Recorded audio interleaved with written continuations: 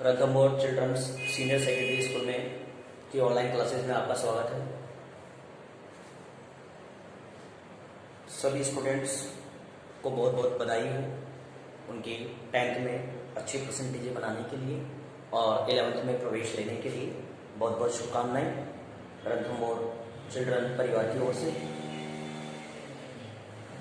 आज हम chemistry 11th class का ऑर्गेनिक केमिस्ट्री टॉपिक पढ़ेंगे। जो हमारी केमिस्ट्री होती है यानी रसायन विज्ञान होता है, उस रसायन विज्ञान में मुख्यतः 3 ब्रांचें होती हैं। एक को बोलते हैं हम ऑर्गेनिक केमिस्ट्री, एक को इनऑर्गेनिक केमिस्ट्री और एक को फिजिकल केमिस्ट्री। तो आज हम ऑर्गेनिक केमिस्ट्री पढ़ेंगे और ऑर्गेनिक केमिस्ट्री से रिलेटेड कई चीज़ें आपने 10th क्लास में पढ़ी हैं। यहाँ सबसे पहले ऑर्गेनिक केमिस्ट्री को समझने से पहले हमें यह पता होना चाहिए केमिस्ट्री क्या चीज़ होती है। देखिए, केमिस्ट्री का अर्थ होता है अणु और परमाणुओं का विज्ञान।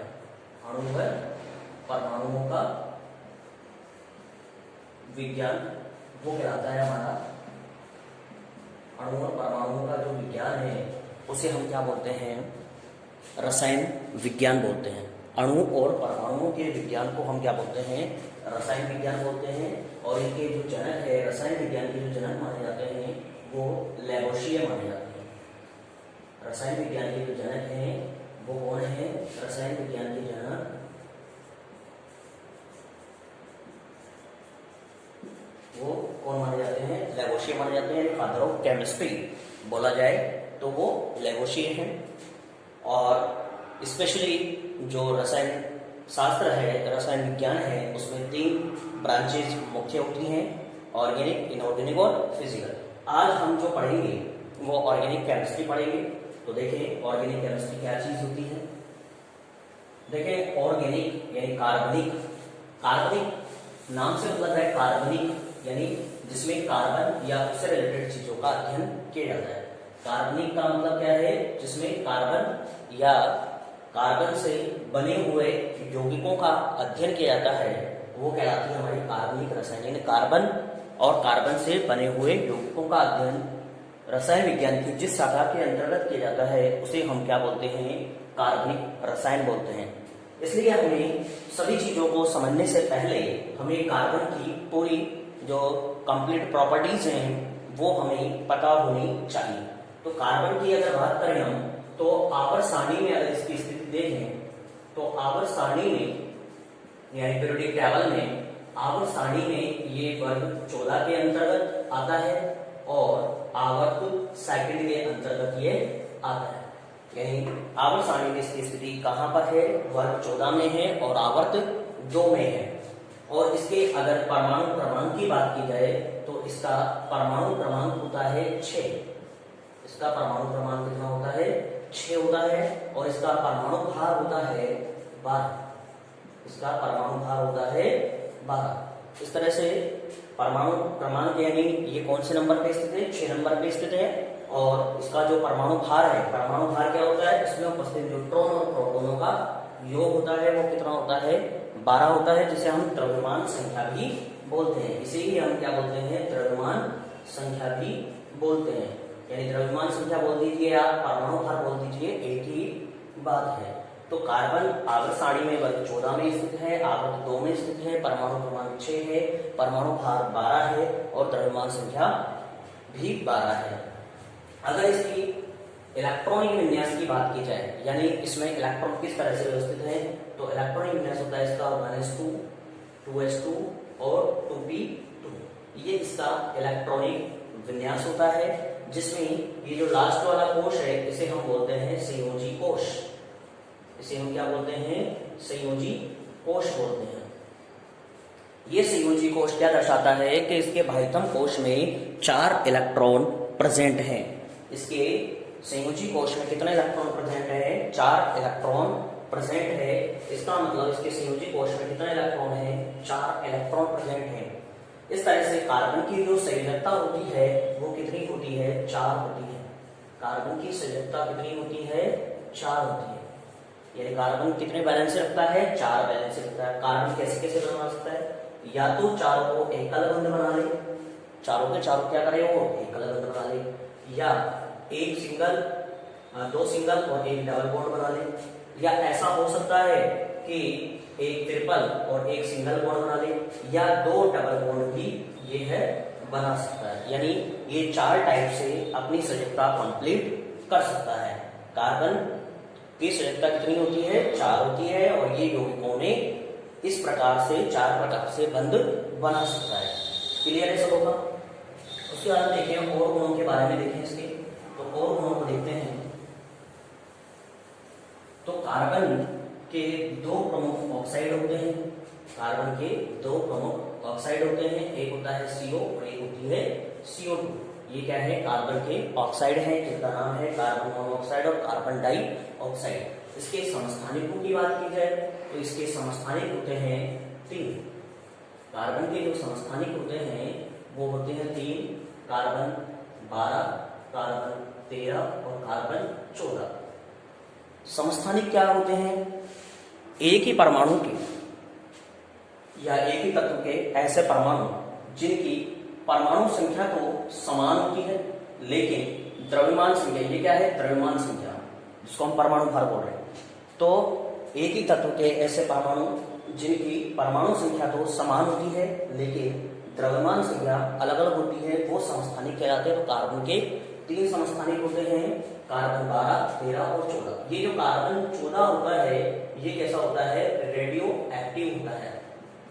ये रेडियो एक्टिव होता है, ठीक है। रेडियो एक्टिव ऐसे पदार्थ होते हैं जो स्वतः ही विकिरणों का उत्सर्जन करते रहते हैं। विकिरणों के रूप में अल्फा, बीटा, गामा कोई भी विकिरण हो सकती है।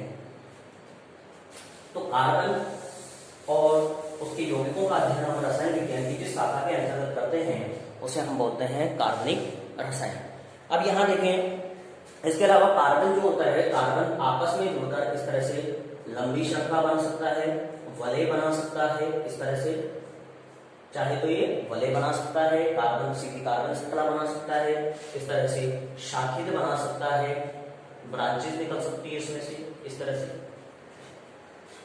तो कार्बन जो है इस प्रकार से किसी भी प्रकार से वो जुड़ा हुआ हो सकता है। तो इस प्रवृत्ति को हम बोलते हैं श्रृंखलन प्रवृत्ति। यानी कार्बन में कौन सी प्रवृत्ति पाई जाती है? श्रृंखला बनाने की प्रवृत्ति पाई जाती है, जिसे हम बोलते हैं श्रृंखलन प्रवृत्ति।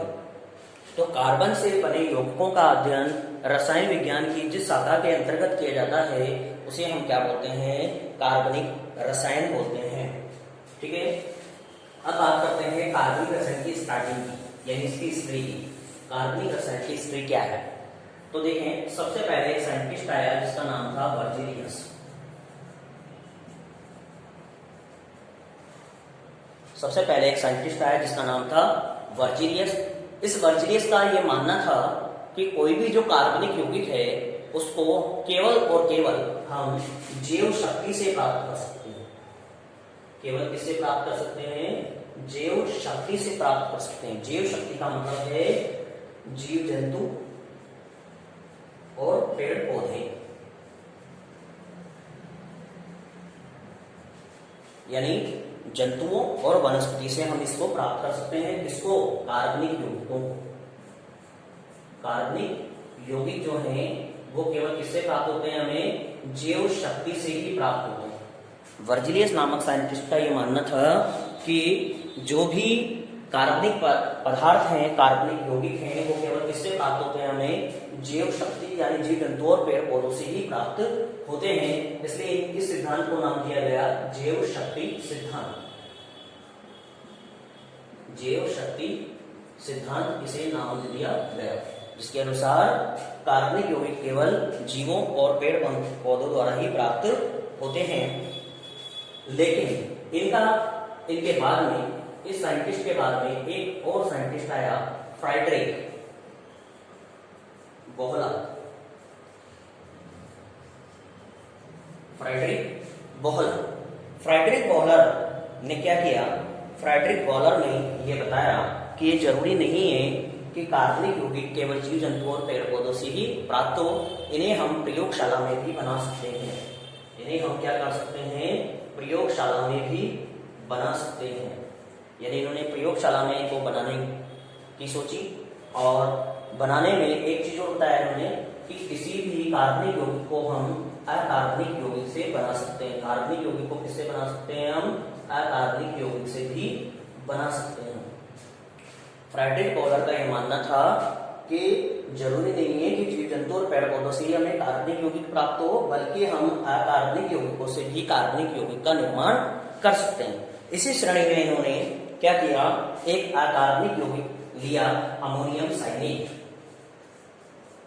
इसका नाम है अमोनियम साइनेट।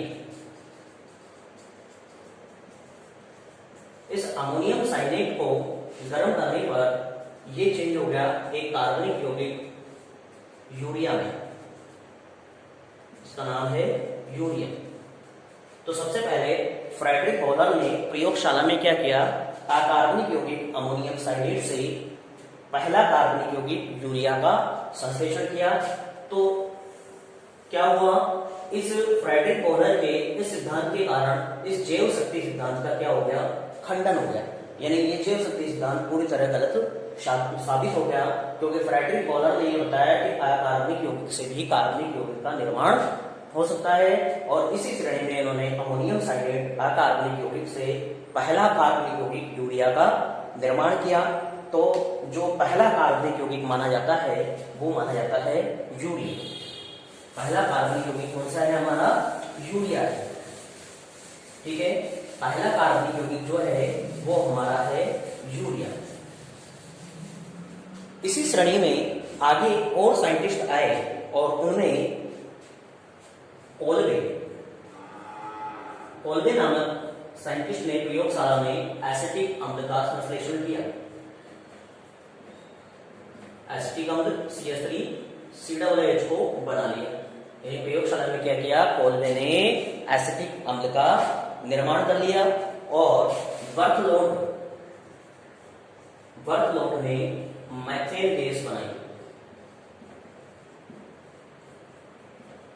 बर्थलोट ने क्या बना ली, मैथेन गैस का निर्माण कर लिया। इस तरह से ये फ्रेडरिक बॉलर ही था जिसने ये बताया था कि अकार्बनिक यौगिकों से भी कार्बनिक यौगिकों का निर्माण किया जा सकता है, साथ ही इनको प्रयोगशाला में भी बनाया जा सकता है। इस प्रकार सबसे पहले फ्रेडरिक बॉलर, उसके बाद में कोल्बे और बर्थलोट ने प्रयोगशालाओं में कार्बनिक यौगिकों का संश्लेषण किया। तो यहाँ पर कई बार ये प्रश्न पूछा जाता है, पहला कार्बनिक यौगिक कौन सा है? तो यूरिया है। इसके अलावा ये पूछा जाता है कि एसिटिक अम्ल को सबसे पहले किसने बनाया था प्रयोगशाला में? कोल्बे ने बनाया था। मैथेन गैस को किसने बनाया था? बर्थलोट ने बनाया था। ठीक है, अब बात करते हैं हम कार्बनिक यौगिकों के नामकरण। कार्बनिक यौगिकों का नामकरण।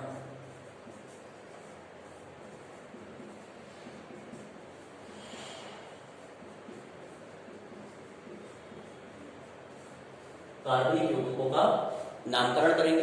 अब देखिए, किसी भी कार्बनिक यौगिक का जब नामकरण करते हैं हम, तो नामकरण कई प्रकार से किया जाता है। जैसे आपने देखा हो कि हमारा खुद का घर का नाम कोई और होता है, स्कूल का नाम कोई और होता है, और डॉक्यूमेंट्स में नाम कुछ और होता है।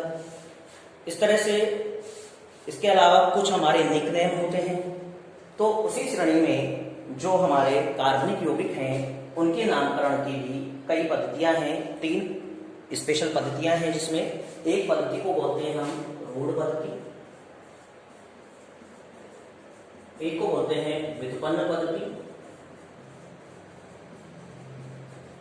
और एक को बोलते हैं हम IUPAC पद्धति। कार्बनिक यौगिकों के नामकरण की स्पेशली 3 विधियां हैं। एक को बोलते हैं हम रूढ़ पद्धति, एक को बोलते हैं साधारण पद्धति, व्युत्पन्न पद्धति, और एक को बोलते हैं हम IUPAC पद्धति।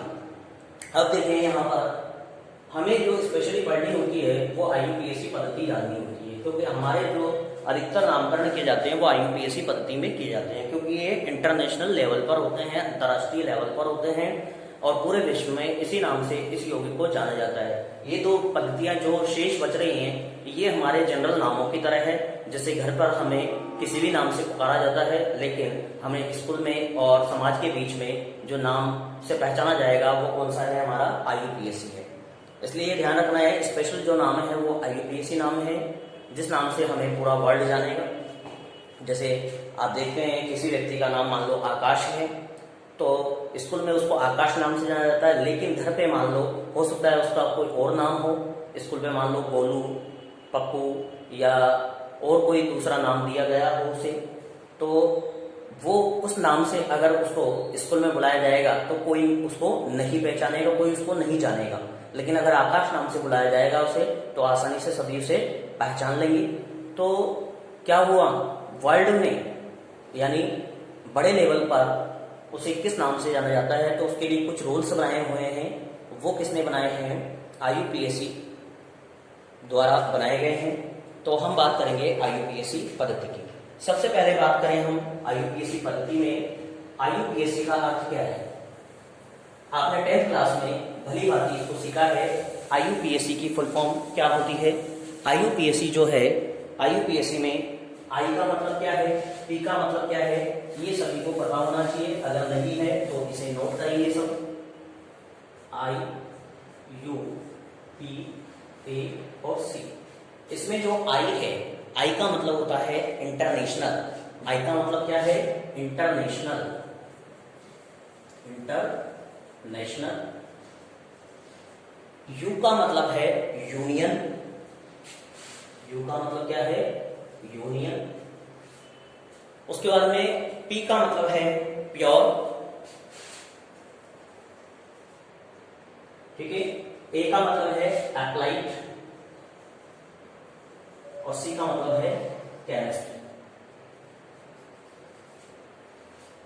I का मतलब इंटरनेशनल, U का मतलब यूनियन, P का मतलब प्योर और A का मतलब अप्लाइड और इसके अलावा C का मतलब क्या है, केमिस्ट्री। इसकी फुल फॉर्म है international union of pure and applied chemistry.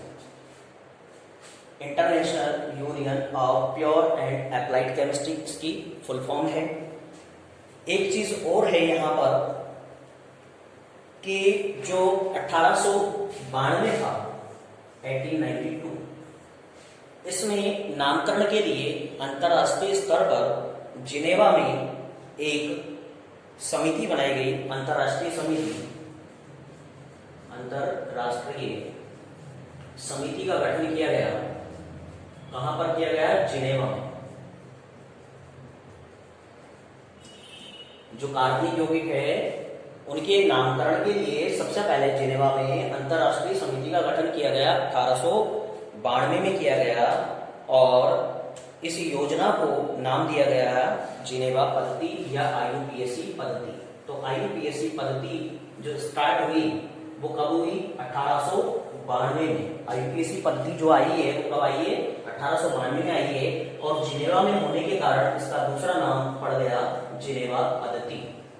इसका दूसरा नाम क्या है, जिनेवा पद्धति, क्योंकि जिनेवा में बनाई गई थी ये समिति जो नामकरण के लिए थी, तो इसलिए इस पद्धति का नाम जिनेवा पद्धति रख दिया गया। लेकिन इस पद्धति को जो प्रस्तुत किया गया वो किया गया 1947 में। 1947 में इसको प्रस्तुत किया गया। समिति का गठन हुआ था 1892 में, किसके लिए, IUPAC, ये नोमेनक्लेचर के लिए। लेकिन इसको प्रस्तुत कब किया गया, 1947 में इसके नियमों को प्रस्तुत किया गया। 1979 में इसके नियम आए। नियम कब दिए गए, 1979 में दिए गए। देखिए समिति बनाई गई 1892 में, प्रस्तुत कब की गई, 1947 में। इसके नियम कब बनाए गए, 1979 में। और इन नियमों में जो कमियां थी उनमें सुधार किया गया 1993। ये चीजें हमें ध्यान रखनी चाहिए, कॉम्पिटिशन एग्जामों में बहुत ज्यादा पूछी जाती हैं। तो IUPAC पद्धति के लिए जो समिति बनाई गई वो जिनेवा में बनाई गई। कब बनाई गई, 1892 में, और जिनेवा में होने के कारण इस पद्धति का नाम दिया गया जिनेवा पद्धति। इसको प्रस्तुत किया गया 1947 में और नियम बनाए गए 1979 में और सुधार किया गया 1993 में। ठीक है, अब बात करते हैं कार्बनिक यौगिकों का नामकरण कैसे करते हैं। ये तो हुई इसकी जनरल जानकारी है।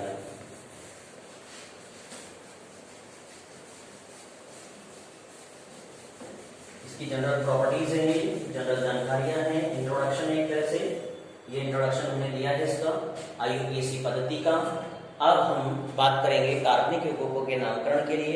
तो देखें, कार्बनिक यौगिकों का जो नामकरण होता है वो 3 भागों में दिया जाता है। कार्बनिक यौगिकों का नामकरण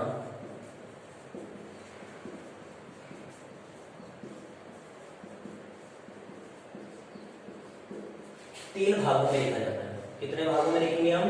3 भागों में। कार्बनिक यौगिकों का जो नामकरण किया जाता है वो कितने भागों में किया जाता है? 3 भागों में किया जाता है। 3 भाग कौन कौन से? क्रमानुसार ध्यान रखना है हमें। एक को बोलते हैं हम पूर्व लग्न, एक को बोलते हैं मूल नाम, और एक को बोलते हैं हम अनुलग्न। ठीक है, पूर्व लग्न, मूल नाम और अनुलग्न, ये 3 भाग हैं कार्बनिक यौगिकों के नामकरण के। कार्बनिक यौगिकों के नामकरण के 3 भाग हैं। एक को बोलते हैं पूर्व लग्न, एक को बोलते हैं मूल नाम और एक को बोलते हैं अनुलग्न। पूर्व लग्न जिसको हम प्रीफिक्स भी बोलते हैं, मूल नाम को हम बोलते हैं वर्ड रूट, और जो अनुलग्न होते हैं उनको बोलते हैं सुफिक्स। ठीक है, इन तीनों में हमें नामकरण करना होता है 3 भागों को लिखकर। अब बात करेंगे हम मूल नामों की। सबसे पहले मूल नामों की बात करें। मूल नाम क्या होते हैं? तो देखें, मूल नाम होता है कार्बन श्रृंखला में कार्बन की संख्या।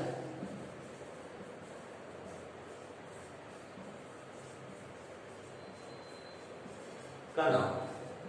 मूल नाम का मतलब क्या है? जो मुख्य कार्बन श्रृंखला है, उस मुख्य कार्बन श्रृंखला में कार्बन की संख्या का जो नाम लिखा जाता है उसे हम क्या बोलते हैं? Word root. यानी कार्बन की संख्या को प्रदर्शित करता है। किसको दर्शाता है? ये मूल कार्बन श्रृंखला में कार्बन की संख्या को प्रदर्शित करता है। ठीक है, 3 भागों में कार्बनिक यौगिकों का नामकरण किया जाता है। एक को बोलते हैं पूर्व लग्न, एक को बोलते हैं मूल नाम और एक को बोलते हैं अनुलग्न। पूर्व लग्न प्रीफिक्स बोला जाता है, मूल नाम को वर्ड रूट बोला जाता है और अनुलग्न को सुफिक्स लिखा जाता है। ठीक है, पूर्व लग्न, मूल नाम और अनुलग्न। अनुलग्न जो होते हैं वो 2 टाइप के होते हैं। अनुलग्न 2 टाइप्स के होते हैं। एक को बोलते हैं प्राथमिक अनुलग्न,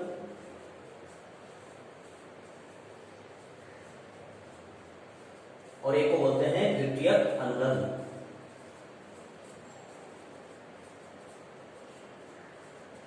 या ऐसे बोल सकते हैं प्राइमरी सुफिक्स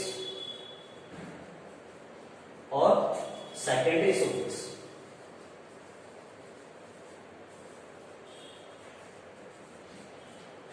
ठीक है, प्राथमिक अनुलग्न कब लगाना है और द्वितीयक अनुलग्न कब लगाना है? अगर हमारे कार्बन कार्बन एकल बंध है, या कार्बन कार्बन डबल बॉन्ड है, या कार्बन कार्बन ट्रिपल बॉन्ड है, तो ये कार्बन कार्बन एकल बंध, द्विबंध और त्रिबंध बंध जो बंध है, उन बंधों को कौन दर्शाता है? प्राथमिक अनुलग्न दर्शाता है। अगर सिंगल बॉन्ड है तो उसके लिए NANE इन। ठीक है, इन लगाएंगे। कब लगाएंगे इन को? इन को कब लगाना है हमें? इन जब लगाना होता है जब डबल बॉन्ड आता है, तो ENE क्या लिखेंगे? ENE। और इसके लिए क्या लगाएंगे? आइन, YNE। ठीक है, ये कौन से अनुलग्न है हमारे? प्राथमिक अनुलग्न। यानी ये क्या दर्शाते हैं? बंधों को दर्शाते हैं। कार्बन कार्बन बंध को प्रदर्शित करते हैं। प्राथमिक अनुलग्न किसको दर्शाते हैं? कार्बन कार्बन बंध को दर्शाते हैं। ठीक है, और द्वितीयक अनुलग्न क्या दर्शाते हैं? क्रियात्मक समूह को। किसको दर्शाते हैं? ये क्रियात्मक समूह को दर्शाते हैं।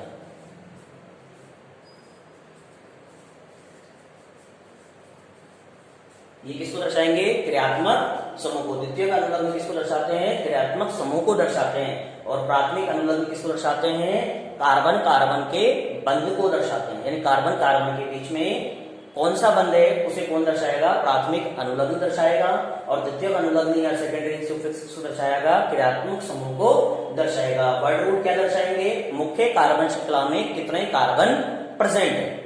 ठीक है।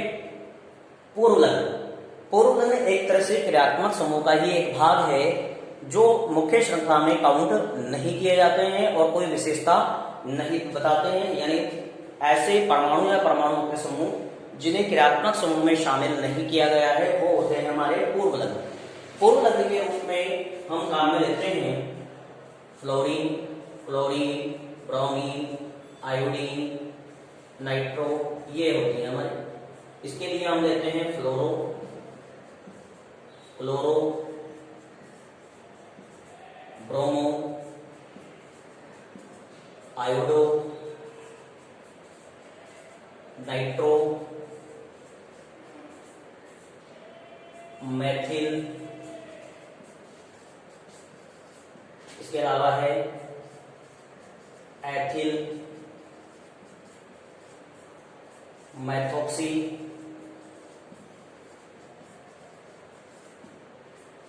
एथोक्सी,